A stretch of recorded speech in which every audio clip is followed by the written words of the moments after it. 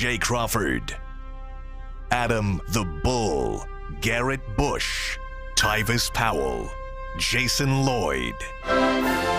Plus, ba-da-da-da-da, you're loving him, Mikey McNuggets. And so many big names, it would take me hours to say all of their names. The ultimate Cleveland sports show starts now. Booyah! Live from downtown Cleveland! The Browns are in the playoffs, fellas. The Browns are in the playoffs. It is a beautiful thing. What do you think of that? It's a beautiful thing, man. It was this season, when you look back on this season, you just think about how magical it was. This team is dangerous, man. Like, they should have never let them in the playoffs because I'd be scared to go against the Browns. There's so many different ways that they can beat you. Like, who do you scheme now? You know, you think about not having certain guys and other guys are stepping up and making plays. That's a dangerous team. Hide the women and children and change the locks. The Browns are coming to your town. And you're right. This is a team nobody wants to play right now. The way that they're playing, the Flacco story is unbelievable. We'll get into it. Watching the players at the end of the game mingle with the fans. It took me back to the last game in the old stadium when they were hugging and they were crying. The players were crying when the team left. And I haven't seen anything like that since. You can go find the pictures if you haven't seen them. David Njoku laughing and joking with some kids in the stands and Joe Flacco chatting. Yeah, it was awesome. I mean, it's so great for this town. It's so great for these fans. You guys deserve it. It's been so long in the making. There you go right there with David and some of the fans in the stands. Everybody, I've only been hanging around this team since 2018. I've never seen a locker room like this. Like they've cleansed everything. They've sanitized everything. They've got all the demons out. And it's a fun time, man. It's a fun time for you to be a Browns fan. Welcome to the Ultimate Cleveland Sports Show. The Browns are in the playoffs. Bernie Kosar is going to join us at noon. We're going to be on Channel 3, WKYC here in Cleveland from 12:30 to 1 as we always are. Thanks to all of you, the thousands of Cleveland fans, of Cleveland Browns fans who are watching, who are listening, who are doing whatever. Please hit the thumbs up. Hit that thumbs up for us. Let's get it going. Let's break the record here for viewers. Let's break the record here for thumbs up. It's going to be a great day. We're going to celebrate the Browns' victory. To all the Steelers and Bengals and Ravens fans that were on social media last night trying to downplay what the Browns have done, trying to rain on the parade of Browns fans, I have one thing to say to you. Go F yourself. That's exactly what I have to say. You're out of line. You're out of pocket. They tried to do that. I got to tell you, I've seen social media. I've seen Steelers and Ravens fans like rooting for the Browns. I actually seen the same. Well, good for those people, but the negative ones, they can screw themselves. There's nothing negative you can say I've about seen it. negative. Like, there's no way that you can say anything negative. I saw one guy was like, oh, they're going to get knocked out in the first round. Well, maybe they will. Who knows? But I doubt it. I doubt that as well. Yeah. But, like, so what? Who said that? I don't know. Some I'm about to random say, dude on this is a Twitter. Pittsburgh fan. They fight for their life right now. They're not getting the playoffs. And for the first time since 1989, the Browns will finish with a better record than the Steelers. I mean, think about that for a second. I know. We talked about that. I wasn't even born yet. Guys, you know the movie The Natural? Do you remember that movie? Oh, yeah. Robert Redford. Never heard of it. Okay. Of course you haven't. So for those who don't know, youngsters like Tyvis and the young non-baseball people. The Natural was a movie with Robert Redford. Now, he's way too old to be a baseball player, but you got to suspend reality. So Robert Redford, at the beginning of the movie, is this young, hotshot baseball prospect. He looks like he's 50, but he's supposed to be 19 years old or 20 years old.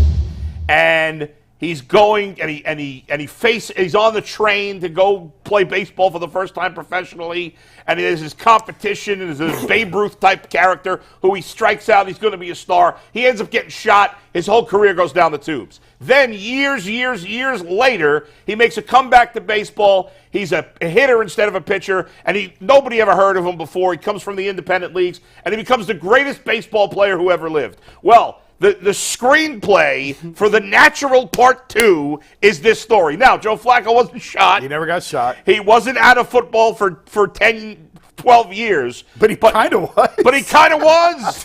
Joe Flacco was a very good NFL quarterback for a while. He led a team to a Super Bowl. He's won a ton of playoff games. By the way, Joe Flacco has never gone to the playoffs and lost his first playoff game. Never in his career. He's won at least one playoff game every time he's been to the playoffs.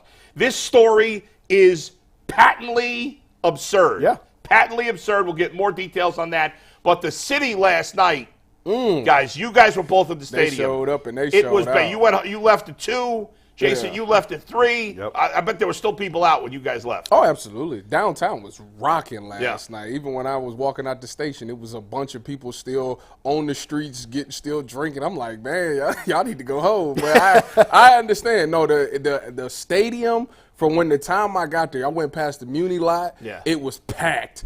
People was outside when it was time to come in. I was in the Cardiac Club doing the pregame, packed. Yeah. And I'm like, the Cardiac Club ain't never really packed like this, but it was packed. You could feel the energy. I love the LED light show. Yeah, that was Man, awesome. Announcements, when they did player announcements, the place went wild. Nick Chubb came out there, broke the guitar. The place Batman went wild mask. with the Batman mask. It was an electric atmosphere. It was everything that we thought it was going to be, and then some. You know, Mike Nuggets asked me, he was like, how did it compare to like a college atmosphere to you? And I said, to be honest with you, I thought it was better last night. I've been in some college atmospheres, but I thought last night was better because it meant more. It was passion because it's a team that, you know, obviously hasn't been on the high ends of football. So you seen this city come out and they finally believe in a team and they seen the resiliency of a team. And it was just so much barking going on. It was great, man. I had chills. That place literally was shaking last night. Jason, I know you're in the press box. Yeah. But I text you guys. It's electric in here. You can feel it in the press box. I agree with you.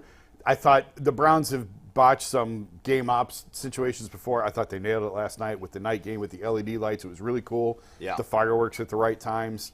The crowd was just jacked from the start. They got there early. A lot of times at the 1 o'clock kickoffs, fans are late coming over. Everybody was in their seat. Everybody was in their seat at 8 o'clock. Yeah. That place was full before kickoff. It erupted. I think we kind of knew it was going to be Nick Chubb, I think, right? Like if we had to place a we bet, were all guessing it was that kind of kind probably of, was going to be Nick. Yeah. I think the whole thing is silly and overblown, the whole guitar smash. But people love it. But for him to do it, for it to be him last night, He did it the perfect. right way. He took did a great took job. the goggles. He looked at it, tossed threw them, the goggles, pulled the Batman mask out. Did they show that? Did they show all Yes. that? Okay, I don't know if the broadcast showed it all or not. I mean, it was awesome.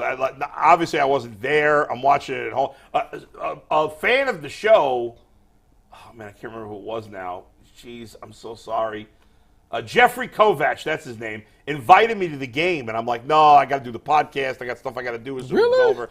I kind of wanted to go, but because of what I didn't need to say. I like to be there and watch the replays and all that stuff.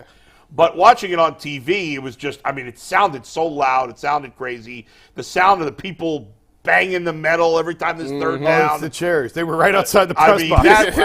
That was just incredible. All night long, right outside the press box. It came off great. The city came off great. The celebration and everybody who was crapping all over the Browns early in the season because of Deshaun Watson and whatever. And now, like, the Browns are the talk of football. And they're the best story in the league. It is no doubt about it. I mean, you can make a very strong case for Coach of the Year, Defensive Player of the Year, and Comeback Player of the Year. I was talking to a few of the New York writers before the game and everything, and they're like, it's got to be Kevin. There's nobody else. So that kind of that surprised me a little bit that, of course, it should be. Yeah. But we're in it. Yeah, so right, Of course, right. we're going to say But it. it's always the only person that got the national narrative is the Dan Campbell story because they were supposed to be good. But they won their division in 30 years. It's the first time in 30 hear years. you, but last year, did they even make the playoffs last year? No. See, that's right there. That's Right, the but- only person that I'm like on the national level. Tyvus, That's the only person I can see. He should certainly be in consideration. He's done a really good job.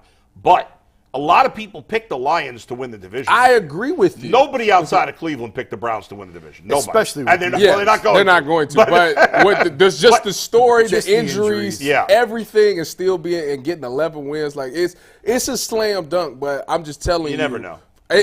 To us, it's a slam I actually dunk. think Harbaugh deserves some serious consideration because nobody was picking the Ravens at the beginning of the year, and they've been the best team in football. Yeah. But what Stefanski has had to overcome this year, Nobody, I don't think has just been remarkable. I just still believe that if you could take any coach in the NFL and plug him into Kevin Stefanski's shoes and give him those same obstacles, there's no way he win 11 games. There's no way. A lot Not of many. A lot of the Jets writers I was talking to last night were killing Robert Saleh and saying they use losing Breece Hall last year as an excuse. Well, we lost Breece Hall. What were we supposed to do? And they're like, look at Cleveland. What do you mean what are you supposed to do? They lost everybody and they're still winning. I'll tell you, Kevin Stefanski has put a lot of coaches on the hot seat. Oh, for sure. Right? Yes. Like, look at this guy with the Cleveland Browns. They've got 1,000 injuries. They have a corpse at quarterback, and he's throwing for 300 yards a game. Move. Who knew Joe Flacco could move? Did you see Look the at him getting out of mobility? the pocket. I know. Oh, my He God. got punched in the face by Quinton Williams, and he just was like, Yeah. be gone with you. Unbelievable. On Mike, that go touchdown ahead, pass man. to Jerome Ford. That was incredible. It was crazy. We'll talk Flacco in 1 sec. I want to Yeah. add one more thing to the atmosphere last night, then we'll move on. But Yeah. you guys know I live downtown. I could hear the stadium from my apartment. When they started hitting the chairs or the trash cans, whatever that was, Yeah. I thought it was so loud, and I live about half a mile away. I thought the train was going by. I was like, the train doesn't run this late. What the hell's going on? Yeah. And then the next third down, it happened again. Then I put 2 and 2 together. Yeah. I wasn't there. I went out afterwards. I don't have words to describe how cool Cleveland is when the Browns are good. It takes a city from being amazing to maybe one of the best cities in the entire and country. we've never really seen I haven't it. had a chance to experience this. I'm not sure if anyone else has who is around my age too. This No. level of Browns football outside of COVID in an era where you could fully enjoy it to the caliber we can. Yeah, we've never had, because the only time the Browns have gone to the playoffs in the last 20 years is with COVID. Yeah. There's no experience You know, like I've this. mentioned this before, but I think it's really important to repeat. The Browns lost a generation of fans because they couldn't put their shoes on the right feet for 20 years. Yeah. My oldest son laughs at the Browns. He thinks they're a joke because that's the era that he grew up in, and all of his friends think they're a joke. Now we got AJ with us today, and he's in a Myles Garrett jersey. Myles Garrett's his favorite player, and he loves the Browns. And this is important to save. You know, the people that love the Browns, that were truly lived and died with the Browns, were from the 70s and the 80s, and they were the good teams in the 80s. Mm-hmm. And it's an older generation. They were losing the younger fans. I absolutely believe that. And you need this. You need playoff friends like this to bring the generations back. Otherwise, I don't know where this thing was going to go. So it's significant just to have this for the city again. Again, watching the players circle the stadium, I felt like I was a kid again in the 80s, watching that bond between the players and their fans. That's the only time this franchise has had stability, and hopefully that'll happen with extensions for Stefanski and Berry this offseason. Go ahead, Mike. You know it was a successful game, too, when my inbox gets absolutely flooded with winning FanDuel tickets. I got more winning FanDuel tickets last night than I have after any individual game in the history of this show, and we got 2 today we're going to showcase. But first, as the weather gets colder, the NFL offers stay red hot on FanDuel, and right now, new customers get $150 in bonus bets with any winning $5 moneyline bet. That's $150 if your team wins. So if you've been thinking about joining FanDuel, there's no better time to get in on the action than right now. The app is easy to use, and there's a wide range of betting options, including spreads, player props, over-unders, and much, much more. So visit FanDuel.com/UCSS to kick off the NFL season. FanDuel, an official partner of the NFL. Derek Waldmiller is our first winning ticket submitter. He bet $1 on this same game parlay. I'll tell you what the cash out is in a sec. Elijah Moore, anytime touchdown. Cleveland defense, anytime touchdown. Kareem Hunt, anytime touchdown. Flacco over passing yards. Moore over receiving yards. Njoku over receiving yards. Breece Hall over receptions. Njoku over receptions. Two or more touchdowns for Flacco. 2.5 receptions for Elijah Moore. A $1 wager. How about $570.88? $1 to $570.88. Derek Waldmiller with a massive win on FanDuel last night. If you have winning tickets, send them in. But Derek Waldmiller, our first FanDuel ticket winner of the day. Let's talk about Joe Flacco, though, guys, because he continues to just amaze us, rewrite record books. First quarterback in NFL history with 5 games in a row of 250 yards and 5 touchdowns with a new team. I'm running out of words to describe his performance. Jason called him LeBron James-esque, where you just shrug and say, I guess he did it. Yeah. And I don't know how to describe it any better than that. I talked about the screenplay for The Natural, too. I mean, it's the story. Like, if I had suggested this story to you before the season, That's ridiculous. Of course. Nobody would ever believe that. Yeah. You can't even. That's not even fiction. Doesn't make any sense. I don't throw that LeBron thing around lightly, by the way. Like I'm well aware of what I'm saying when I'm talking about one of the greatest players to ever play the game. But I spent every day with the guy for 4 years, and there was multiple nights where he would do something where you just sort of shake your head and shrug, like it's our job to put into words what it is we see and what's happening. And there were nights where you just go, I can't believe I just saw that. That's where we're at with this. This story is so remarkable and bonkers. I'm not calling Joe Flacco one of the greatest football players ever. I'm saying what he's doing has reached the level of the inexplainable. And you can't. I was walking around the locker room last night asking players, explain to me like I'm a third grader how this is happening because I don't understand. And the players will look at me and go, like, oh no! Nobody has a logical explanation for how this is happening. And it was funny because I was joking that, I've joked on the show before about he's going to get drug tested. He's going to get drug tested. So I asked him last night, and when he was done with all the media, he was done with Amazon, he was done with all that, he was at his locker by himself. I was like, hey, I got to know. When Jake Browning had that 300-yard game for the Bengals, he put on Instagram that he was drug tested. Has the NFL drug tested you yet? And he cracked up. He thought it was hilarious. And he said, long story short, you know this. You take within the first week of training camp, you take your street drug test and the PED test. Yep. When you aren't in camp, because he was at home, he wasn't with anyone, you do it immediately when you sign. So he said, yes, they did PED test him the day he signed with the Browns, but he said, I'm sure it's coming again. It's random, but it's really not random. After that game, probably. When you throw for 300 yards in 4 straight games for the first time in your career, when you're now 59 yards behind Johnny Manziel on the Browns' all-time passing list, when you're 1 touchdown away from equaling Deshaun Watson on the Browns' career touchdown list, and you've been here 6 weeks, you're peeing in a cup. That's the way it goes. You're peeing in a cup. He's been here 6 weeks.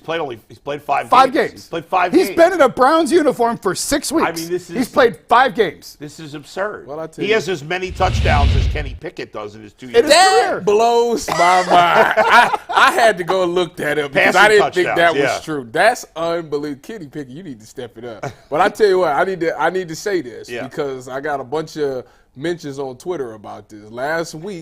Earlier this week, all I said was I needed to see Joe do it against better pass and defense because it was the 29th, 27th, and 25th. And last night the Jets was ranked 2nd, and he still was able to put And up, he didn't have Amari Cooper. And he didn't have Amari Cooper. And he still managed to get it done. So I am wacko for Flacco. He definitely proved the point that I needed to see. He has my total confidence moving forward. I am a true believer in Joe Flacco and taking this team all the way. It's just something about him and Kevin Stefanski. I said it on the postgame show for the past 2 weeks. Sometimes you get with an offensive mind, and it's just like peanut butter and jelly. Y'all just go great together. And it just seems to me Kevin Stefanski and Joe Flacco is peanut butter and jelly. It just works with them two. They never knew each other before this. I asked Joe that. I'm like, do you have any relationship with him at all? He goes, no. And everyone makes a big deal about the Kubiak connection, and okay, fine. Yeah. Well, Joe was with Gary Kubiak for 1 year, and Kubiak was with Kevin in Minnesota for 1 year. So it's not like there's a long history. Right. There's a little bit. The Browns tight ends coach was Joe's quarterback's coach in Denver. Their 1 year in Denver. So there's a little bit of familiarity. He was with me and San Fran. Yeah, so there was a little bit of familiarity there, but not like it was 1 year. Right. And so you're right. For these guys to speak the same language, to see it the same way, they don't have a deep history together. It's the best story in the NFL. I keep saying it over and over because there's no other way to say it. Andrew Berry and Kevin Stefanski have done a magnificent job of building this team, of building this culture. We were texting with Aditi. We were on a group chat, and Aditi's like, I hope people appreciate what is happening. I think they do. They better. It's unbelievable. The biggest difference between, I think, this year and last year, outside of the defensive line, is been the culture. And when you go get a guy, and I credit it to Jim Schwartz. I think Jim Schwartz started it. That was, to me, was the first thing that they were trying to get the culture to change. You know Jim Schwartz. You know what he's about. You know what he brings. You know his history. You know what he does with defenses. So they went out and got a guy, because a lot of people don't know this, but when you're an offensive-minded coach, you really don't know too much about defense. Like I said, I've been around a lot of great offensive play callers. They don't really know. Defense is not their thing.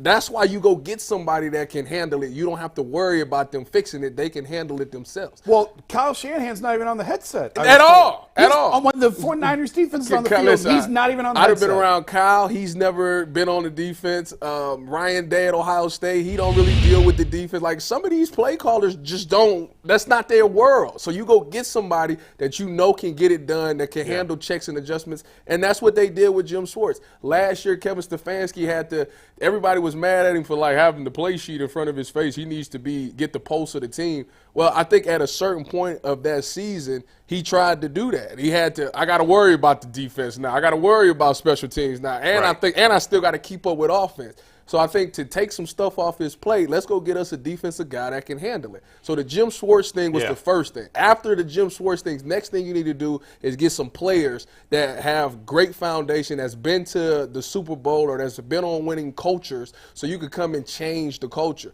You go get Juan Thornhill, a guy who's won the Super Bowl 2 times. You go get Zadarius Smith. You go get Dalvin Tomlinson, these guys that's got some playoff experience, and they've brought that winning attitude over here, and these players have done a great job of adapting to it. Yeah. The Browns have gone from, for the past decade plus, of being one of the softest teams, just having a total loser mentality in that locker room, to the complete opposite. Yeah. One thing I'll add to what you said, you can't just fire everybody at the first sign of trouble. That's how you wind up with 20 years of incompetence. They hung in there. We don't give the Haslam's credit very often because they don't deserve a lot of credit as far as I'm concerned. But in this instance, they do, because they hung in there. And a lot of people were upset with how last year went. A lot of people wanted everybody fired last year. And you had to hang in there. You had to stick with it. You have to give people a chance to make mistakes and learn from those mistakes. Andrew Berry did not have a very good offseason the year prior. With the defensive tackles they brought in, they were a wreck. Andrew Berry hit every move this offseason. Every single free agent they brought in has been a hit. Every undrafted free agent they brought in has hit. They learned that they didn't do right the first time, and they fixed it. Kevin didn't always hit all the right buttons last year and the year before. There was a lot going on, in case you didn't notice. There was a lot going on with the organization, with Deshaun and everything else. They gave them an opportunity to learn from that, and now you reap the benefits of that, and now you see the results. You can't just cut and run every time something goes bad. What a disaster it would have been had they fired those guys. The total difference. But we'll get more on this later. But let's get back to Joe Flacco here. I want to ask you this, Tyvis, as someone who's played in the NFL. How do you explain it as a player? I mean, you're not that long out of the league. Or have you spoken to any other players on other teams?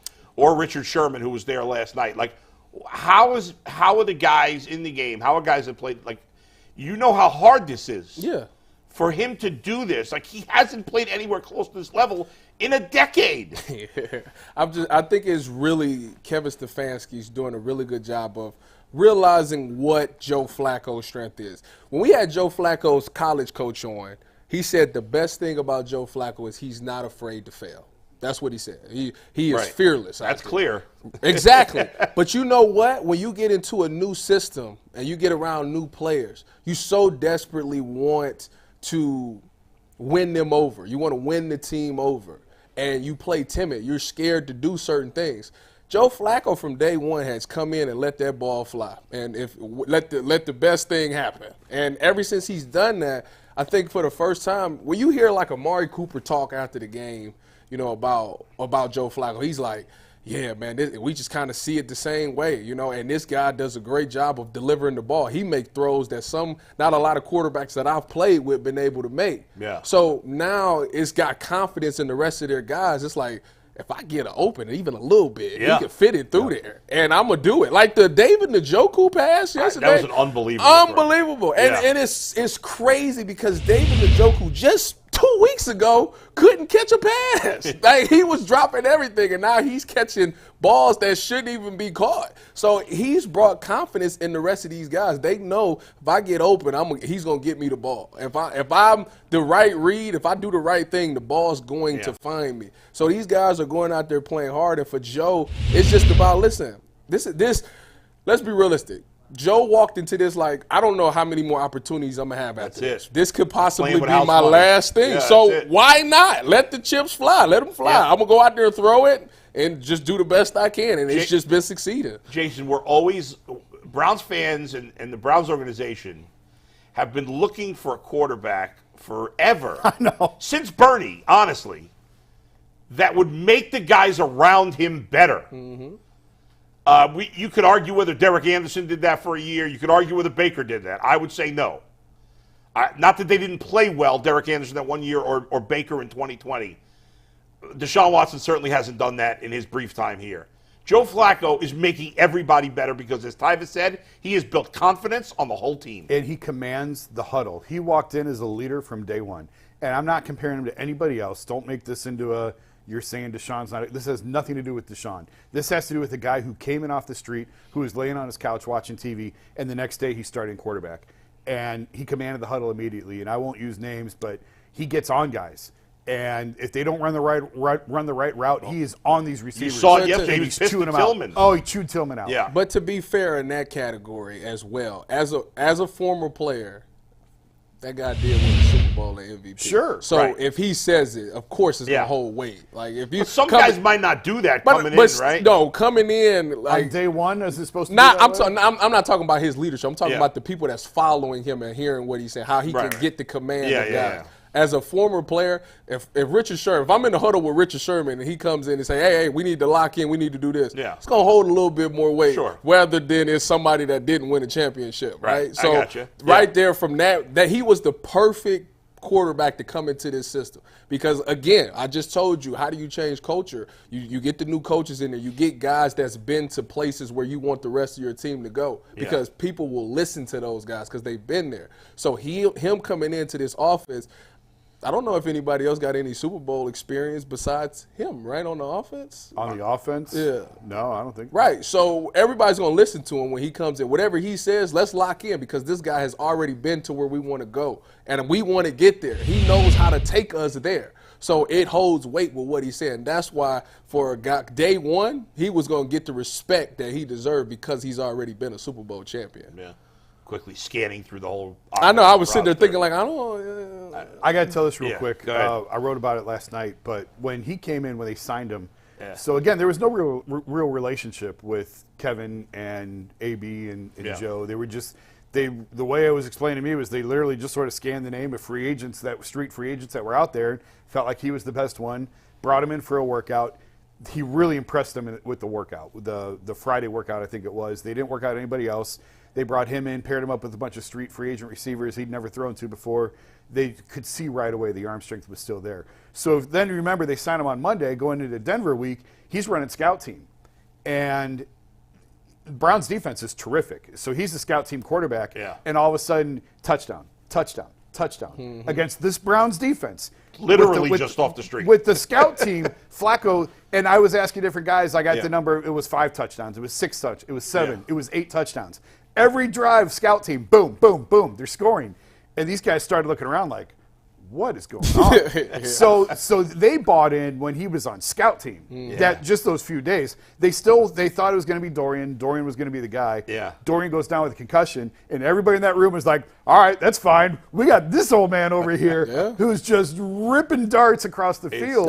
That's actually funny because that's what happened when I was in college at Ohio State. JT did that to us at a bowl practice. Scout team? Scout team Yeah. came out there with bang, bang. I was like, he was like literally on the day of practice, 18 for 19, 5 touchdowns on scout Man. team. I was Yeah. like, yeah, that dude, all right there. But he wasn't 38, about to turn 39. No, that's true. in 3 That's true. weeks. No, he was only he Yeah. was a freshman at the time. Hopefully, Joe Flacco will still be playing when he turns 39 on January, whatever it is. 6th, I believe. No, 5th. No, I think it's like the 16th. Is it? I'll look it up in a It can't be second. the 5th. Well, the 16th, they'd only have to win one. Go ahead. Real quick, one more Flacco stat, then we'll talk the a little bit defense. about defense. But he is now one of just 4 quarterbacks ever to throw for 1,600 yards and 13 touchdowns in any given calendar month, joining Jim Kelly from 1991, Peyton Manning, who did it 3 times, 2013, 2014, 2018, and Patrick Mahomes in 2018. No, throw. Manning twice, it says there. Sorry, Manning. I saw the PM. Bad job out of me. Yeah. That's 4 quarterbacks to ever throw. a lot of Hall of Famers. Man, he Yeah. threw for 1,700 yards Yes. and 19 Look at this touchdowns? list. 38-year-old Joe Flacco is on the same list with Mahomes, Manning, and Jim Kelly. It is And frankly only Manning's absurd. done it in December. The most impressive might actually Absurd. be Jim Kelly doing it in 1991 when nobody was throwing the ball like Yeah, that. they had he had Andre Reed there. He was the original Machine Gun Kelly, by the way. Yeah. Absolutely crazy, though, Joe Flacco. Yeah. As Jason said, you run out of words to describe it, but sit back, enjoy It's it because it has crazy. been magical. We're going to talk a little defense here, Bull, but first, one more read from our friends at FanDuel, because even as the weather gets colder, the NFL offers stay red hot on FanDuel. And right now, new customers get $150 in bonus bets with any winning $5 moneyline bet. That's $150 if your team wins. So if you've been thinking about joining FanDuel, there's no better time to get in on the action than right now.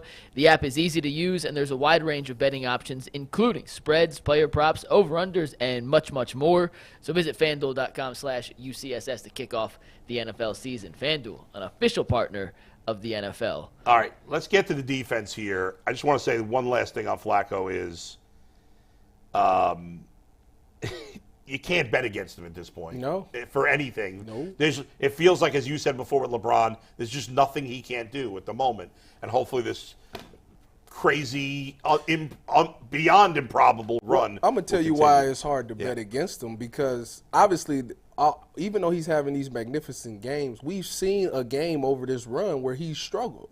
The Chicago game, where he had the In the 3 first half, turnovers. yeah. But he still, second half, turned it mattered. around and won the game. It's So unbelievable. it's so hard to bet against him Yeah, right you now. can't. All right, let's go to the defense, guys. Browns obviously got the ball, marched right down the field, scored, went up 7-0.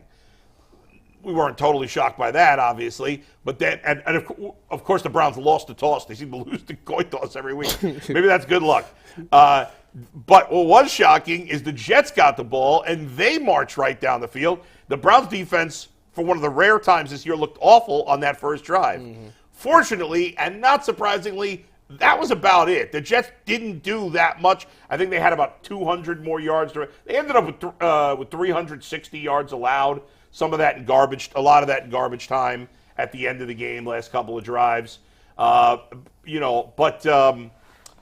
pretty much, obviously their other touchdown was that weird pick six, which was, I don't know, it wasn't a good throw by Flacco. It was a nice play. It was a great play. I thought by it was a defense. phenomenal play. I mean, he got him up in the air, and then He still tipped. And he still got it. What are you going to do? But that was it. I mean, they got one field goal right before the half, and then they got a field goal at garbage time.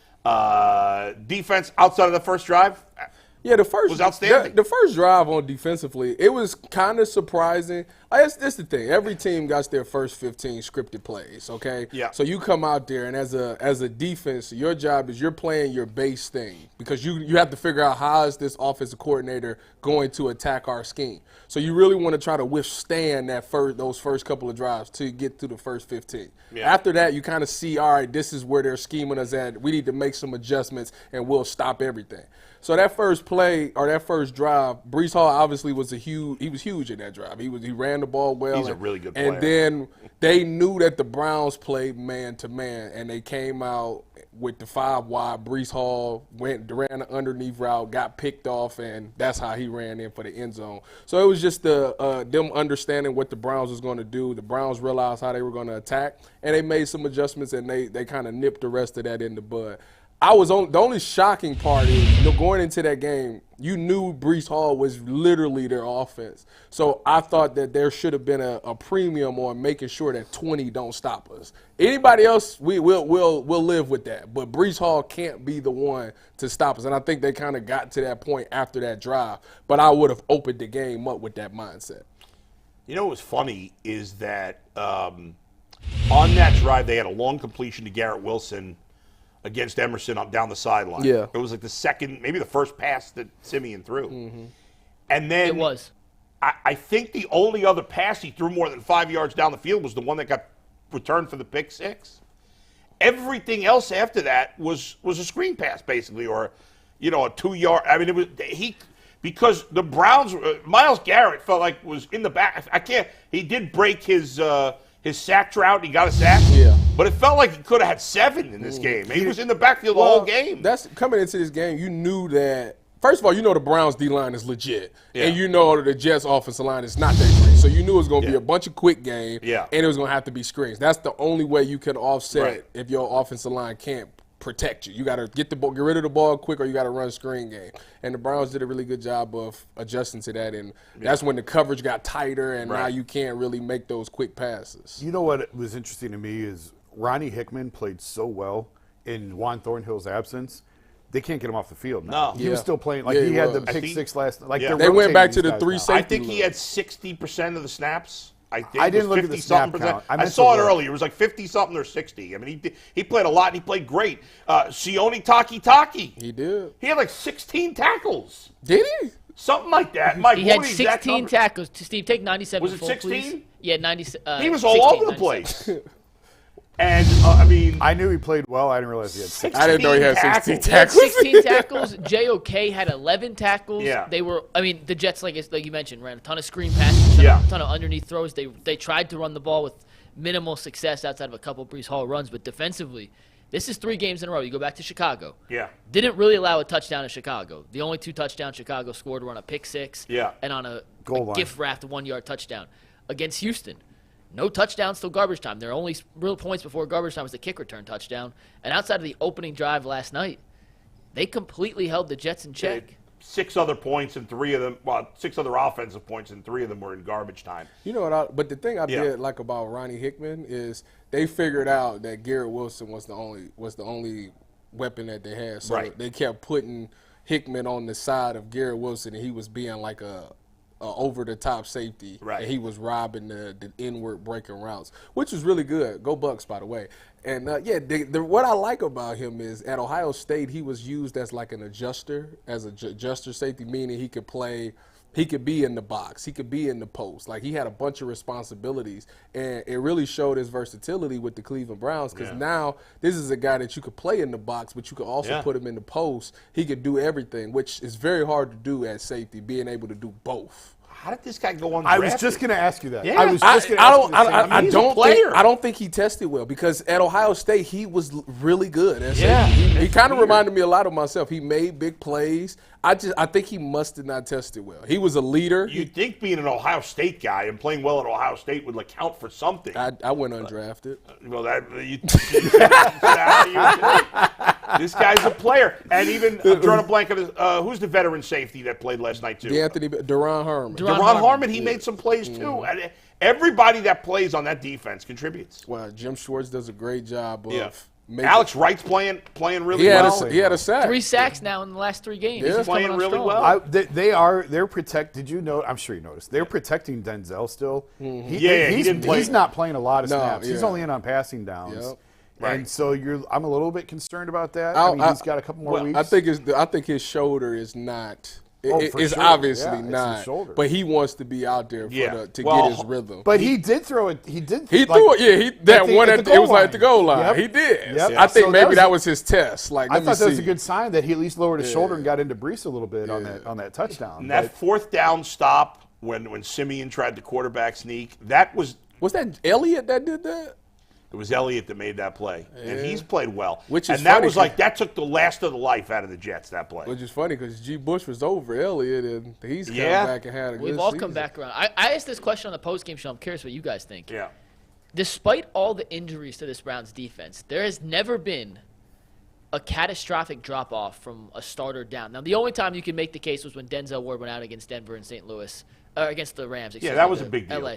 But they didn't get torched in the passing game. Well, it felt worse than the numbers actually indicated. Let's but be fair, Mike. Let's be fair. Sorry to cut you off, but I'm going to cut you off. The defense hasn't been destroyed by injuries like the offense has. True. No, that's fair, but they still have lost Delpit for an extended period of time, and you have guys who came in, just like Ronnie Hickman, who you mentioned, Harmon. You lose Agbo on the outside, and Alex Wright now has 3 sacks in 3 games. You lose Anthony Walker. Taki comes in and has 16 tackles.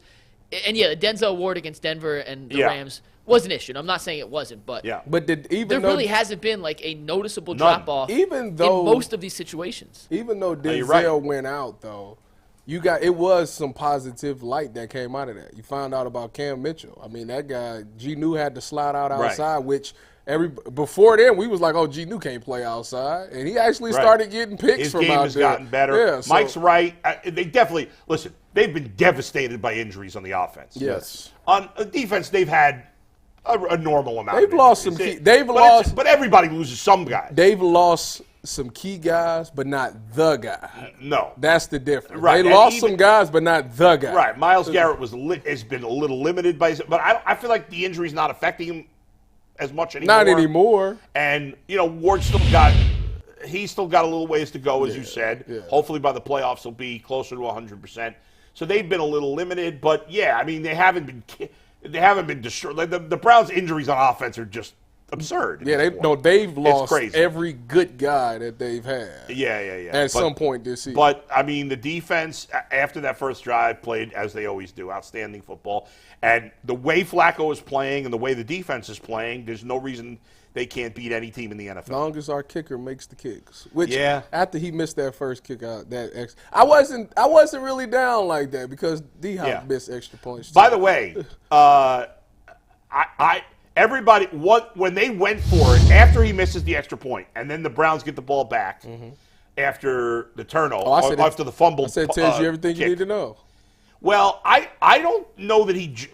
No, Kevin addressed He likes going for it. He addressed it after the game. Yeah, what did I didn't hear that. What he said was they asked him, "Did you not kick the field goal because you were worried that he wouldn't make it because he missed the first?" He said no. He said the reason that he went for it is because he liked the situation. If they didn't get he said he liked his play call. He said if I wasn't 100% confident in my play call, I would have kicked the field goal. But I liked the play call that I had called. I thought it would work, and I was okay with our defense. Because at worst case, we'll get the ball back at the 50. That's it. That's First of what all, he said. now let's be honest. If he didn't trust Riley Patterson, he's not going to admit that. But he has said that before. But I believe that Yeah. because that's what people always forget. They go, take the points, take the point. I hate take the points. Well, people. the reason I wanted the points is because Yeah. it was still only a 6-point game. I'm normally not. I Yeah. was take the Take points the guy. points. I had no at least problem. make it a 2-possession Coming game. out, it was a big momentum swing. You get Yeah. the turnover. You got to get something out of that turnover. I hear you. I had no problem with it because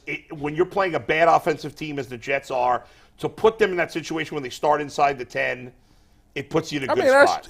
Either way. I don't mind that, even if it doesn't work. I think the downside's very low with that. It became the Hickman pick six, right? Yes. Because when they That's didn't right. convert, and then the Jets got the ball back, and Hickman picked it anyway, Right. so it worked out. But I didn't like it at the time. Normally, I'm with you. Go Yeah. for it. I wanted the points there just because you want to keep the momentum. But he has answered that way before. Yes. Sometimes he'll say, I love the play call we have, and there's other times where he said, I didn't like what we had. I didn't like the Right. play call. So I believe that answer, but it's always funny to me, well, if you don't like a play call, why is it on the sheet? Like, I've never understood that is part weird. of it. Maybe in that situation No, you maybe didn't like it. maybe you thought it would work, but when you got into the game, maybe that guy was balling. You was like, I don't really want to attack that. Maybe guy. some By of the the way, schemes that we've seen. that fourth down throw, that was the play where Flacco yelled at Tillman. Yeah. He was pissed after that. One more name that we have to give some kudos to, and I want to throw it back. When the Browns played the 49ers in Week 6, I was like, how do you figure out how to stop Brock Purdy? And I was like, well, he throws a lot of tip passes. And I mentioned Shelby Harris as a guy who gets his hand up. He led the Browns in tip passes, and it was only 2 at that time. But I was like, this guy throughout his career has been really good. Oh, I told you that. Another blocked kick, Yeah. another batted pass. He's third in the NFL in batted passes this Yeah. season with like 300 fewer snaps than the leaders. Yeah. And once again last night, Shelby Harris proving why He did a one great of the more job. underrated signings of maybe Now, I think it was a the bad NFL. kick by Zerline. It wasn't very high. It was a little low. It was a little low. But it was still a nice hell of a Mike, play. you're right. It's one of the most underrated signings that we don't talk about. He's one of those on the margins guys like Ronnie Hickman, like D'Anthony Yeah. Bell. Like those are rookies. This Maurice is Hurst. a little bit, yeah. Yeah. But these are guys that no one really talked about. It was a 1-year deal. He's just Done a a name. great job. Whoa, He's been phenomenal. whoa. I talked about it. You I were told right. you. I played with Shelby in Denver, and I said the one thing I liked about Shelby is I think he was either first or second on that team in PBUs as a defensive tackle, which is a very underrated stat. And even though that was, 4 years ago, he still got that skill set, and it's going to come up a lot, especially when you go against some of them smaller quarterbacks. Matching that ball and getting that hand up Is it and just the knocking time? Why are some guys better at than others? I don't know why Shelby's just so a good at timing that. issue? It is. He gets that pushback and he just throw that hand up and get in that window. I don't know how he does it. It's really remarkable, and it's really a skill set that's really going to help him extend his career even longer because that's some of the best don't even do that. Aaron Donald might not do it to the success that Shelby does. I wonder if part of it is, I mean, that's got to hurt when that ball hits you in the hand. Not really. They got gloves No? on. Yeah, not That's a really. bear Yeah. paw he's throwing Yeah. up. You don't even feel it. Two other special teams things real quick. I thought the punter did a great job. Yeah. He's fine. He was totally fine. I got no problem there. How about the punt where Prochet lets it roll and it barely got to the goal line? yeah. He got lucky. I don't know there. how the Jets didn't get down there. I thought they should Yeah. have been down there. I'm gonna tell you why. The dude, whoever the gunner was, he slowed down because he didn't want. I don't know why he slowed down, but he slowed down to look at it, and then he tried to tap it. You Yeah. got to run through that and just I mean, swipe that was at close. it. Yeah. You got to dive and swipe at that thing. But Yeah. he slowed down, and it gave it just enough time to touch it the white. barely hit the goal line. But I mean, great job by the Jets punter because he dropped that at like the 5 or the 3, and Yeah. it spun. Yeah. Because I've said this before, the rule used to be put your heels on the 15, and anything that goes over your head, you let it go. That's not the rule anymore. These guys are catching fair catches now inside the 10 because I of know. exactly what we saw last night. yeah. Good job. Go ahead, Mike. We're going to get our next winning FanDuel ticket in here because this is another doozy. And if you have a winning FanDuel ticket, make sure you send it to us on Twitter or email it to me at mlucas2@tegna.com. As the weather gets colder, the NFL offers stay red hot on FanDuel. And right now, new customers get $150 in bonus bets with any winning $5 moneyline bet. That's $150 if your team wins. So if you've been thinking about joining FanDuel, there's no better time than right now to get in on the action. The app is easy to use, and there's a wide range of betting options, including spreads, player props, over-unders, and much, much more. So visit FanDuel.com/UCSS to kick off the NFL season. FanDuel, an official partner of the NFL.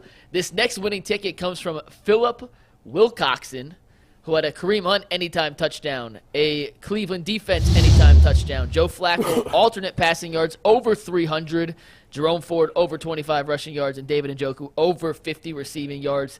It would have been even higher if an Amari Cooper anytime touchdown didn't get voided, but he bet $6.50, won $736.88, turning $6.50 came up, into man. $7.37. Shout out to Philip Wilcoxon for that winning FanDuel ticket. He had a Kareem Hunt anytime rushing touchdown on there, and it hit.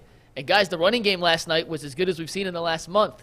Jerome Ford, Pierre Strong, Hunt all showed signs of life and a much-needed boost in that aspect. Running game was amazing. Before we get into the details of that, make sure you run to your computer and give us a thumbs up. Give us a like. We have a record number of people watching the show right now. Thousands of people watching the show right now. We are just shy of 1,000 thumbs up. Where are you? Everybody watching right now, please give us the thumbs up, give us the like. And if you haven't already, please subscribe to the Ultimate Cleveland Sports Show. Guys, the running game has been non-existent for more than a month. It has been terrible. But, and you and I have been critical of this running game for a long time, Jason, but last night was one of the best performances, I thought, by the running game. I thought the blocking on the line was outstanding. I thought, kudos to Leroy. Leroy just said to us this week, Jerome Ford has to show more patience, and that will give him the ability to find the holes better. And I thought there were a couple of times last night that he was patient, and he seemed like he had good vision. There was a lot less east-west running. He was getting upfield. I thought he and the line, and even Pierre Strong, Kareem Hunt, great game for the running game. What say you guys? Yeah, I thought Ford was, especially in the first half. I almost tweeted that. The whole offense kind of disappeared in the second half. Yeah, well, in the first half, I thought Jerome was running hard. I agree. Yeah. I thought he was hitting holes that he hasn't in the past. Yeah. You know, we were talking before the game to someone who was talking about, like, the wide zone scheme. All you have to do is put a foot in the ground, make a cut, and go. And cut back, and it's there. Yeah. And he's not really good at that. Ford hasn't been really good at that this year. And he just, for whatever reason, last night he was running, it felt like he was running harder. He was running through No tackles doubt. more than he has before. Yep. I thought everything sort of unraveled a little bit in the second half. I think they were just trying to run the ball and get out of there really at that point once Elijah went down. But the first half especially, we knew the Jets were not a good run defense. That proved to be true. Yep. We thought there would be opportunities there for those guys. There were. Ball security is still an issue. That's something you got to watch. The Browns lost the turnover battle again. Doesn't matter. Nothing matters Nothing at this matters. point. None of the rules apply to None the of Browns the anymore. apply. It's like wow. it was like that show. Whose line is it anyway? The Yeah. points are made up and nothing Yeah, right. matters. It Like does- yeah. the Browns. It doesn't matter what happens. The Browns are going to No. win. I thought the run game was good because I thought we've been talking to a bunch of people. I can't remember if it was here or if it was on the pregame show with Joe Thomas, but it was somebody that was talking about I was like, what is a run scheme that they can do? And they was like, they should do the pin pull. Pin the guys down, have the guys pull. And they did that like a few times. Very effectively. And it was so effective to have Batonio pulling or having Teller pulling. Then they came back and they were doing the thing where they put Harrison Bryant in motion, and then he'd become the lead guy going back the other way. Like, Kevin Stefanski and Bill Callahan, whoever's the run game coordinator, they did a really good job of finding out ways to be effective in that run game. And as long as we hold on to the football, they can be effective. I thought Jerome Ford, you're right, the patience was great. He was finding seams that he'd been missing this entire season. And you're right, he was definitely running harder than he would because a lot of the times he get tripped up off the littlest things, but he was running through arm tackles. And it was really good to have him also be effective in the passing game because now you got these linebackers on a two-way go. Is he going to run it? Is he going to pass it? So you see now how even much more effective Joe Flacco in this passing attack can be if you got a run game that the teams are scared of. I thought it was the best performance by the offensive line as a whole this season. Flacco did not get sacked for the second game in a row. And the running game was effective. I thought overall they did a great job. Even James Hudson, like there was nothing. Your boy, James Hudson. My boy. Did you see? It was like, I think it was late in the game where he had the guy 10 yards down the field blocking. No, I didn't see it. You didn't that was see him? that? No, I saw it, but I didn't know who it was. James Hudson. He had his dude 10 yards down the was field. Was it a run play? Yeah. I told you. It was like the blindside moment where he's pushing him to the bus. Everybody keeps telling me he's the best run blocking tackle they have on the roster. Listen, the offensive line did a tremendous job. There's no doubt. It felt like, and the Jets have a decent defensive line. I know they haven't been good in the run game, but for the most part, they played great. Quinnen Williams made a play or two there, but for the most part, they held him in check. They did a great job, and I thought Pierre Strong ran well. I know he fumbled. I thought Jerome Ford fumbled. I couldn't believe they overturned that call. I agree with you. It was bang bang. It was bang bang. I thought the ball was coming out before he was down. Yeah. So I was shocked that they overturned. And everything's going the Browns' way. Then we found amazing. out everybody. Pierre Strong comes in there. He runs the ball, and he's very effective. Yeah. And I'm like, he must got a fumbling problem. I did it twice yesterday. Yeah. I said he must got a fumbling problem. Very next play, boom. And that touchdown with Kareem Hunt where he runs. There it is. Remember the first and goal touchdown? He found the fourth wheel like that. Oh It was like he was shot out of a cannon. Go back and can we show that play? The Kareem Hunt touchdown? If you go back and look at that, you couldn't have blocked the block. He wasn't touched. It was perfectly He had like it was like the three Red lead Sea blockers party. up the field. If you put a radar gun on him, that was the fastest he's run. Like he was moving shot on out that of a play. cannon. And it was on like that play. It was like they parted the Red Sea, and he just flew right through it. He found the fourth wheel. Cut that out. The first half was as good an offense as we've seen the Browns play. How many touchdowns does Kareem have on 7, I think, or 8. Kareem Hunt on the season, if you give me 1 second, 9. I'll pull it up here. He had like Steve, 6 go in to a row, go to 30. Yeah, We it was have it 5 5 or 6 6 games in a row. He had one. He has 9 touchdowns this year. 9, yeah. I would imagine he's do you have any leading. No, total 9 touchdowns? That's just rushing. I would imagine he's leading the team in touchdowns. Yeah. Yeah. I can confirm that without even looking. He definitely leads the team in touchdowns. Yeah. He has A guy on the off season streets. 9 rushing touchdowns, and does he have a receiving touchdown? No, he does not have a receiving 9 touchdown. rushing. Well, Jerome Ford had 2 touchdowns. And not only did Jerome Ford have a good game on the ground, he had the 2 catches. And that 50-yard touchdown where he caught it and was making guys miss, that was a great play. Joe was talking about Jerome that Ford after the also, game. by the way, has 9 touchdowns. He has 5 receiving touchdowns this year. Yeah. So they both have 9. 4 rushing touchdowns. Njoku's Kareem has got, 9. 6?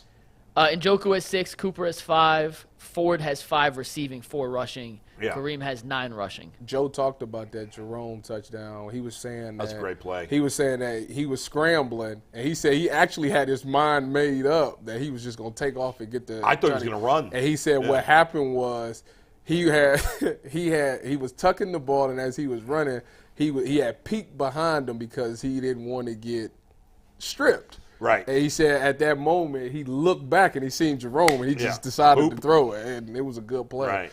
Yeah. Guys, let's switch it up from the running backs. We got Bernie here. He's going to join us in just a few minutes. We know Bernie's excited. He's been so into this whole playoff run, so we'll have Bernie join us in a minute. But let's switch gears from the running backs to the wide receivers / tight ends.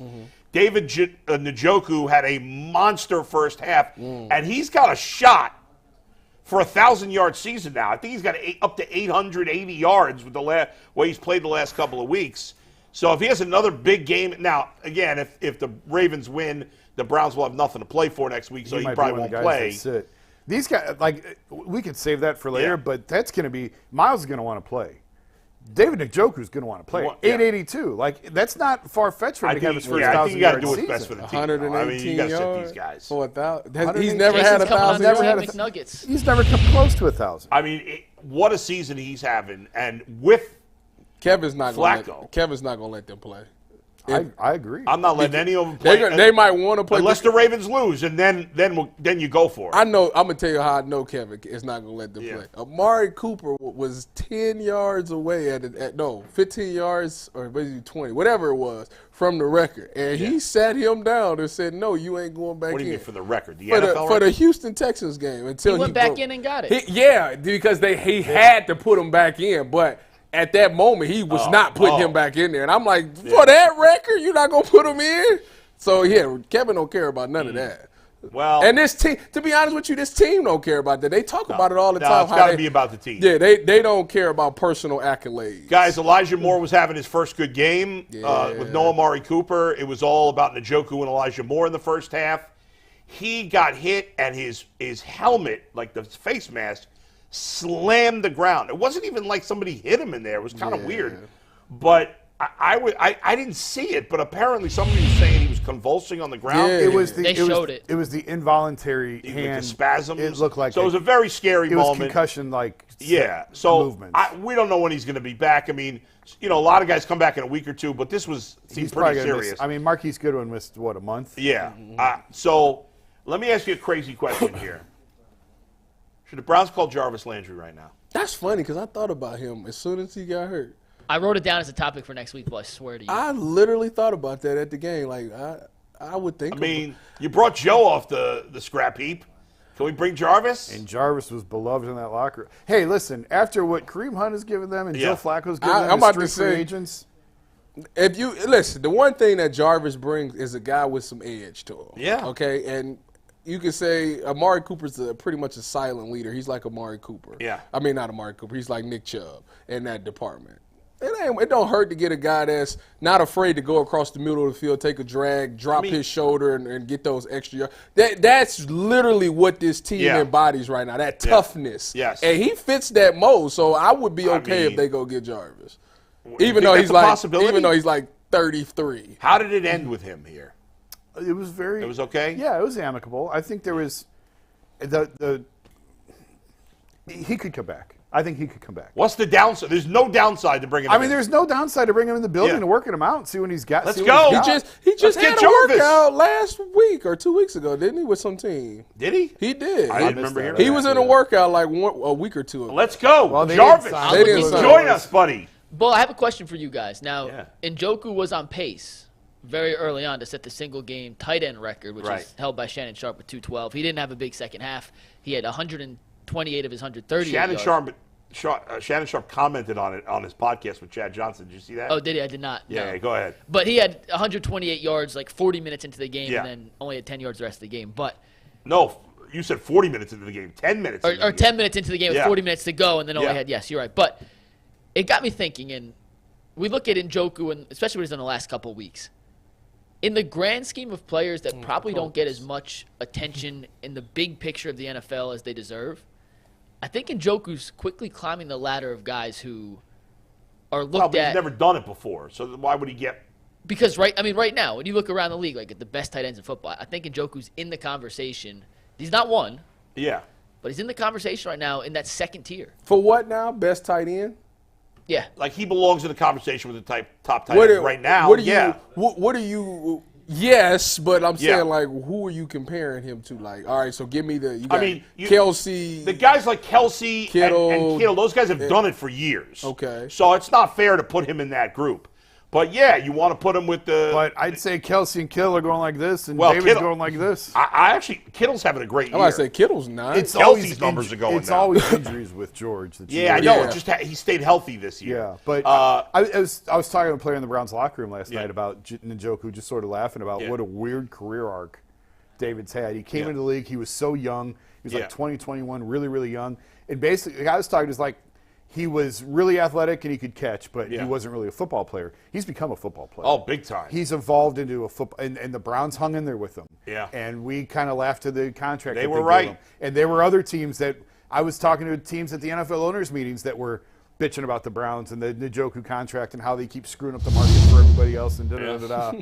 And he's earning every dollar. He's lived up to it. They got it right. And just to watch how he and Kevin didn't see eye. They brought in Austin Hooper.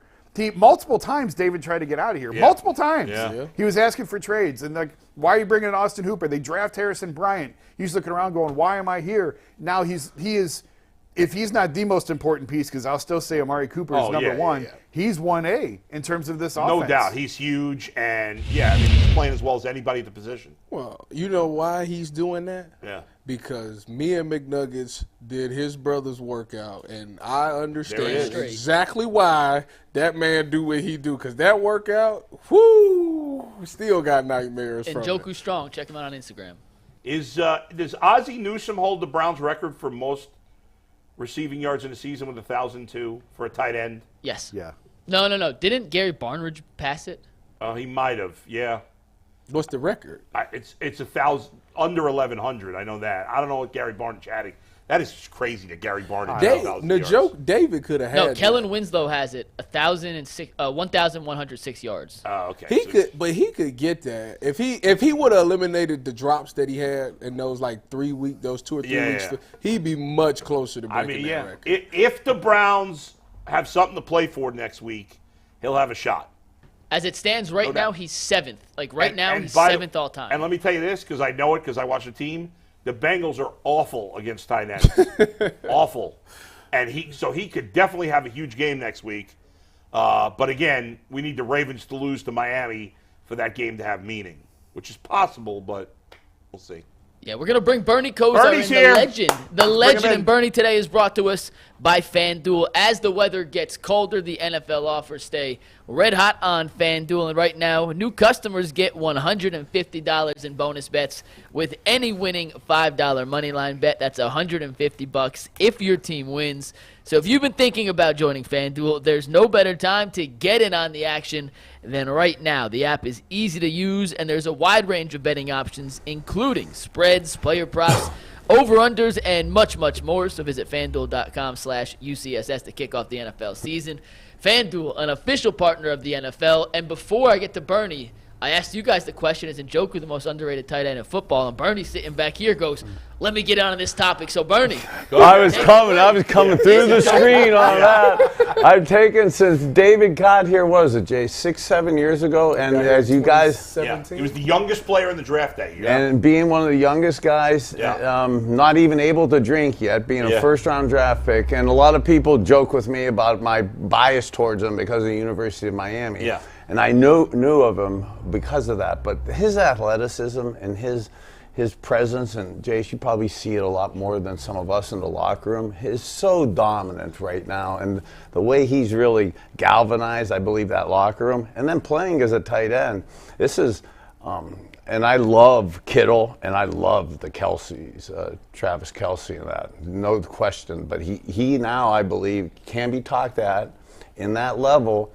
And his physical presence with our tackles, we talked about this the last 2 weeks here on the show. Man, I mean this to be funny, is I really don't exactly know who our tackles have been the last few weeks. Yeah. Okay, they've done awesome, man. It's unbelievable how awesome you guys have done. But having this tight end next to you right there, and for David Njoku to be making plays like that with his athleticism, but then being a stone-cold tough guy blocker at the end man of the line of scrimmage is one of the really big keys, I think, to this Joe Flacco resurgence of our offense and stuff. He's doing it in the passing game for sure, we see. But he's more impressive to me in what he's doing blocking in and around the line of scrimmage, and that makes him, to me, one of the best, if not the best, all-around tight end in the NFL right now. Why is he open on every single play? Every single play, David Njoku is open. How did defenses not know by now, like, especially with no Amari Cooper last night, wide open in the middle of the field? All the time, it's always there. This is sort of a joke, but me and him have been so close over the years. That's all I talked with him about is the presence that you're supposed to have with your quarterback and how you develop that relationship with your quarterback and Baker Mayfield. And back in the day when you're staying in this system, the tight ends and the backs, they tend to block a fair amount and then leak out into pass protection. He's really a check down on that first 3rd and 15 conversion. That was just a check down into the zone. And him understanding the macro of it and then developing a rapport with his QBs, flat out talking to them, knowing that you could always count on me. So in the old days, I like to talk about the team and what they're doing and not be one of those guys that says, oh, back when I did it. But, man, when I know that David Njoku knows where to get open, like I'm looking at you, Adam, but I see the camera to the right. I really should never look at you in the eyes. So now when the quarterback knows that David Njoku will find that void, and then they have that little communication. He's always the security blanket out there, so he's able now to find those voids, and he's finding them. Almost like not what Travis Kelce, I believe, is doing in Kansas City with Patrick Mahomes and kind of the freedom to ad-lib, but there's a little bit of ad-libbing within the check-down principles that are able to find those voids. And then, like, Joe Flacco's really adept at using those tight ends and having that check down to dominate. Bernie, the Joe Flacco story coming into this week was already absurd. It was already crazy. It was already a fairy tale. Last night, 90 minutes before the game, we find out Amari Cooper's not going to play. You're playing, this is the best secondary that he's faced since he's been here. Jets obviously are really good in the secondary. And he throws for 296 yards in the first half. How is this happening? Well, I've been so excited coming in on this show the last few weeks, and I'm calling you to come in to talk about how fun it is at this time of the year. Yeah. Talk about Browns playoffs, Browns fun, Browns W's, and then flat out just Joe Flacco's gift that he's brought us. It's not, this is not false enthusiasm. This isn't kind of let's hype our team.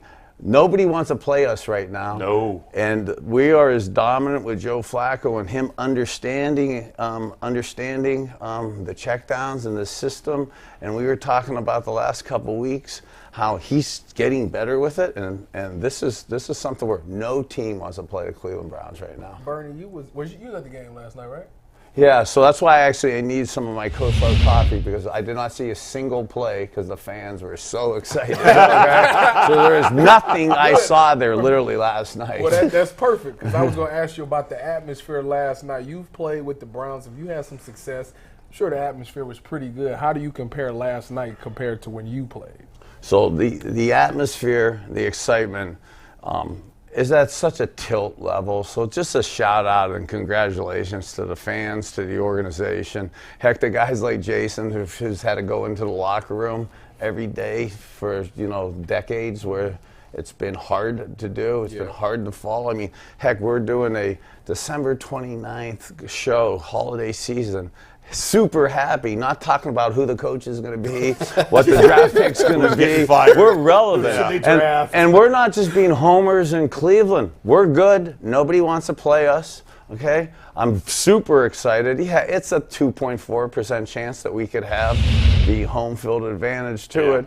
But nobody wants to play us. I'm confident with us going on the road. It's even better if it would be able to be at home. And last night, as much as I truthfully just wanted to be a fan and just be a student of the game and be able to articulately go back and forth with X's and O's with people, and knowing I was going to do this show today and be able to be intelligent about the plays I saw, I didn't see any. And to your question, it was because the fans, it was so special to them. I had guys older than me crying. They were so excited. It was such a special environment. I was so honored to be part of it, and to meet people for 10 or 15 seconds and be able to see that love and excitement and see so many dads who are there with their 20-year-old or 15-year-old little boys and that kind of father-son bond. It was super awesome to see the people enjoying it this time of the year. It took me back to watching David. I talked about this at the start of the show. Watching David talk with some kids in the stands, watching Joe Flacco hanging out with. It reminded me of your team in the '80s and how. I mean, it was a bond between the players. We don't see that very much anymore. And well said. And Jace, too, it wasn't fabricated. It wasn't just for TV. They genuinely are good guys bonding with the community and stuff. And to see, and almost to your point, Ty, is that our question was, you know, the fans and the excitement and the comparison of it, it really brought back kind of emotional memories of being able to live that, to live those fun moments. Because, man, how many times have we had Christmas and New Year's where you couldn't give away tickets to last night? I couldn't get a friend to go with Bernie Kosar to a football game now. It'd be all Steeler fans celebrating another trip to the playoffs. Making fun of you. Yeah. Bernie, if the Can Ravens, I just say enjoy watching us during the playoffs? Oh, yeah, that's right. That's right. First time since '89. Did you know that stat? First time since '89, the Browns are going to finish ahead of the Steelers. I heard that. I also heard this is the first time, the second time in Browns history that we could have 12 wins. The only other time was with me, I think, in '86 or '87. And actually, maybe this is a thing to maybe talk about myself or to talk about Joe Flacco's presence, but Joe Flacco, Marino, and myself are the only quarterbacks to go to the playoffs the first 5 years in our career. Wow. And to remember back like that and to see, and people say, oh, how does Joe Flacco get off the couch and show up in November and do this stuff? He's always been special. I mean, he's been in the playoffs the first 5 years in his career. He's got a Super Bowl and stuff. He could see, he could adapt and learn, and he's being able to kind of galvanize us and ride this emotion. Bernie, obviously, if the Ravens lose to Miami on Sunday, the Browns will still be able to potentially win the division. You're going to play everybody against the Bengals. If the Ravens win, the Browns are locked into that 5 spot. Obviously, there's something to be said for momentum, the way Flacco's playing, but what do you is the right call to sit everybody if the Browns are locked into that 5 spot next week?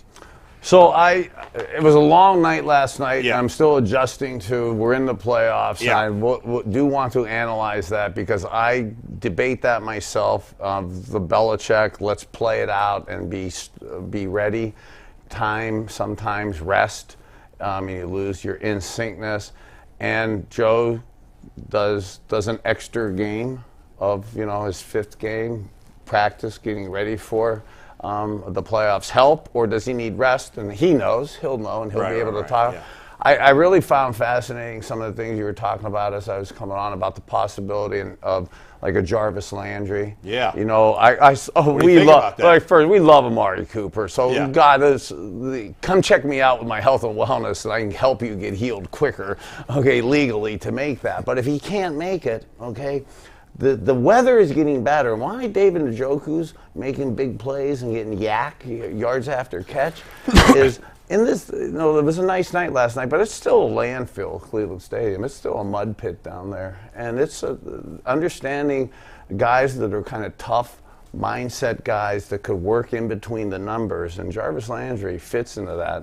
Nobody fits into it like Amari Cooper and stuff, but those may be kind of options that, if we're going to make a longer run in the playoffs, and we should be planning on that, to start having an extra guy or two like that on practice squad that could move up if Amari has an issue on a Friday or Saturday before a game. Or Elijah Moore, because he got a concussion last night. Elijah Moore. We want him back. We love, look at Joe Flacco and his timing from the Jets. We're bearing the fruits of that relationship. Yep. So we want that optimally, but if those guys can't go, we could go to Kansas City. Oh, yeah. Okay, and we could go to Baltimore. We did it. So that's right. Now having that belief and having the guys that actually could do that, and of course Chief is a tough guy in there doing that. You want Elijah Moore and you want Amari Cooper. But if you don't have that, I'd be really comfortable with a tough guy like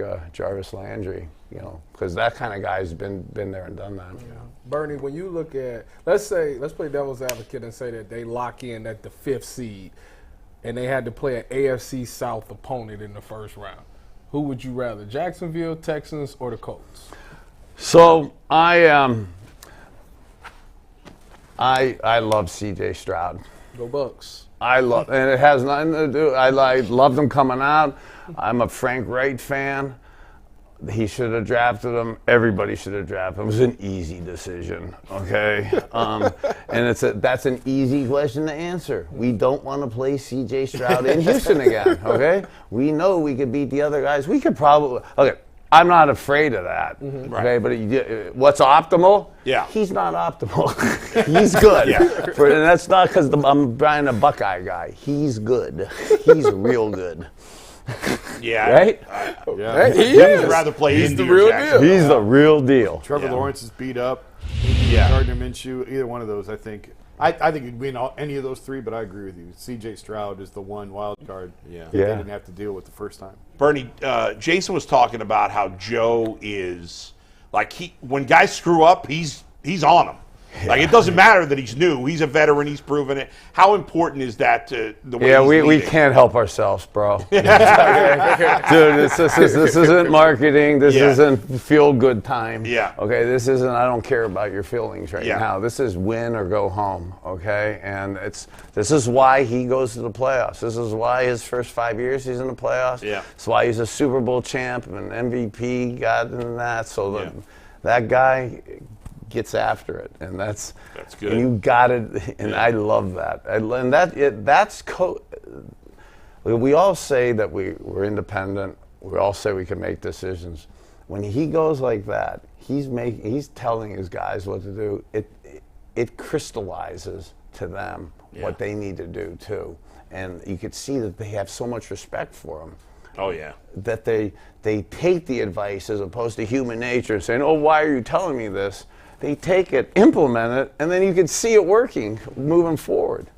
Bernie, what do you think is the biggest difference between this Cleveland Browns team and the ones in the past? So, belief. If I was going to go on a macro homily of belief and being positive and genuinely having a belief in yourself, that makes a positive difference in anything you do. And I think this team really believes they can win. They really believe they're good. And then philosophically, you match that up with the Kevin Stefanski, Andrew Barry kind of physical running game that we're trying to do and being a physical presence. I think that combination has a convergence for us of why we're seeing this success. You mentioned the running game. They hadn't been running well until last night.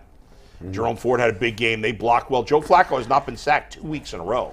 The offensive line seems to be improving now, even with the injuries. And that coupled with play action pass that Joe's doing under center, you can keep an extra back and a tight end in, and then you saw genius level movement. Like Joe Flacco isn't known for a lot of athleticism. Dan Marino wasn't. I for sure wasn't. But look at the way he moves in the pocket. I mean, and he's got this. I don't want to go too much into it because it is giving up a game plan or a strategy of how you dice up a defense and I eat up the linebackers and DBs on scramble drills, like how he had no intention of running that ball on the touchdown pass to Ford, okay? He knew Ford was over here, and he's running at that first down stake. He's going to go. I'm going to get that pile. I'm getting a first down. I'm looking at it. He knows Ford's there, and he just does that flip 1 yard in front of the line of scrimmage. Yeah. You are in such a bind. The DB linebacker, the savvy veteran, like that flips the whole game. You know, and those 2, 3, 4 plays in a muddy track that we're going to get probably in Baltimore and Cleveland and Kansas City, and Joe Flacco, albeit not mobile, we're coming up with this scheme in play action passing that you can create those checkdowns, even if it's not there, by the way he pretends to move or pretends to run, to get the DB to believe I'm going to right at the line of scrimmage, get there. And then the David Njoku's, Ford last night. Kareem Hunt's really good at finding open voids. It was my Leroy Hoard. Leroy was the best at doing what Ford did last night. And Joe Flacco has implemented that into the game. And that's good stuff. And that's hard stuff to defend in the playoffs, man. Because do I come up and hit me? Yeah. Or do I sit back? Yeah. Oh, and then you stay back, and it's like you're on film avoiding contact and then avoiding killing a quarterback. Yep. Like there's a lot that goes in your head in that 0.2 seconds, and I'm taking advantage of it. Yep. And Joe's taking advantage of it. He is. Great. This has been unbelievable. What a fun ride. It's been fun talking about it with you, and we'll talk about it with you next week. Thank you, as always, for joining us. We appreciate it. Happy New Year. Happy New Year. What are you doing? Anything for New Year's? I think I'm hanging out with you doing a podcast. I know. We got to do that. We'll Dude, figure it out. I want the people to think I'm socially active. No. I'm dating you. Come on, man. Jesus. Come on. All right, great talk. We're going to do Super Chats in a minute. We're coming up on WKYC in about 10 minutes. Mike, go ahead. Awesome, Bernie. Thank you as always. Let's get into some Super Chats today. We have a bunch, and we appreciate everyone. Also, we asked for likes. You guys delivered, and keep hitting the like button. We appreciate it. But the first Super Chat comes from P. Williams, who says, Earl the Pearl deserves a show montage and replay of his awesome call going 5-0 down the stretch. Awesome, Earl. If they play the starters and beat Cincy, you're the man in my book forever. Earl, we're sending our well wishes and thoughts with you and your family today, who's going through a little bit of a medical situation. Brian Rizzo, 7 wins against teams that have a 500 or better record. Big Steve says, I'm in hangover hell right now, but screw it, go Brownies. Bobby G says, the number 2 rating today looks better, doesn't it? Hashtag playoffs. Halim Youssef says, I love David Njoku, but Jason, please ask him and the coaches why he holds the ball like a loaf of bread and doesn't hold it on top. It's an easy fix. He hasn't done it for years. It may cost us a Super Bowl at this point. And Tyvis, real quick, but you mentioned something before the show about how Njoku carries the rock. Yeah, he's doing this like this. When he was running, he was with it open. And, defenders look for that because he's a punch-out candidate. Yep. You want to punch at the ball. You got to get that thing tucked like this so you can keep, boom, and it's going to come right out. Typically, more people that got the ball, the time that they do that is when they're falling forward because they want to put the ball out. You see those defenders come in and punch at it, and it comes out at the bottom. So he just got to tuck that ball in and keep it close to his chest. Next up comes from Charles Piles, who says, Flacco Mania is running wild. Peter R. says, the Browns are finally back. No more misery after 20 years. Kevin and AB will keep this team relevant for the next decade. This is the team my ancestors told me used to exist in the 80s. Let's go. Peter Let's R. go! That's my favorite Super Chat of the day so far from Peter R. Ancestors. Warlord0311 says, what a time to be a fan. Go Brownies. Hashtag day one fan. OP Method says, if Joe wants to come back, he needs to be our starter. Time to swallow egos. Watson is the future. But look what Aaron learned from Brett Favre. By the way, Joe Flacco is he loves Cleveland, but he did complain that there's no. He said, I think last night, Cleveland needs a 24-hour diner, which is true. We do need a 24-hour diner. He's from Jersey. He would know. Yeah. We need a 24-hour. Anthony says there's a 24-hour diner in Lakewood. There is? Which one?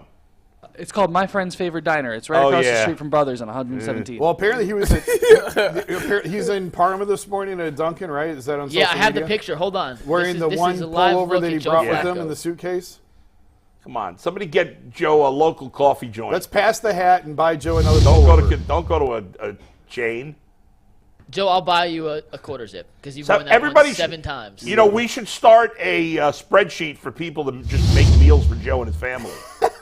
Right? Like, I'm sure we have thousands of people that would cook for Joe and his family. He'll never buy a meal, never buy a beer. He's a Cleveland legend. We had a bunch of people, by the way, gift memberships today. Phil Bowman gifted 10. Phil. Shout out to you, Phil. Ray Smith, KR Thunder, Graham Dog, and Joe Roscoe's all gifted 5. Thanks, you guys are the real MVPs. Why y'all gifting memberships?